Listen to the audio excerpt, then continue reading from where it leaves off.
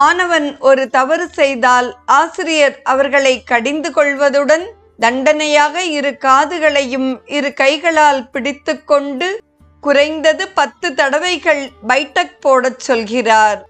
4 பைட்டக்குகள் செய்த பிறகு அவன் சரியாக செய்யவில்லை என்றால் மேலும் விடாது 10 தடவைகள் பைட்டக் செய்ய சொல்கிறார். இது போன்றதே ஜபசாதனையும்.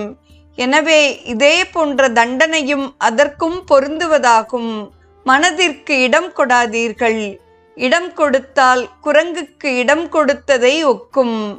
தாளிட்ட அறையில் நீங்கள் ஒரு ஆசனத்தில் உட்கார்ந்து அந்த நிமிடத்திலேயே நீங்கள் ஒரு மானசீக சந்நியாசி என்பதை உணருங்கள்.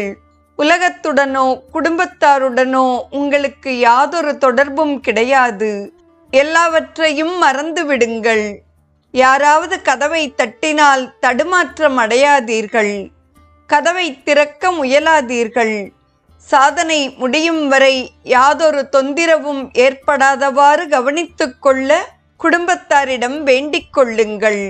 அறைக்கு வெளியே வந்த பின்பும் சாத்வீக பாவத்தையே கொண்டு விளங்க முயலுங்கள்.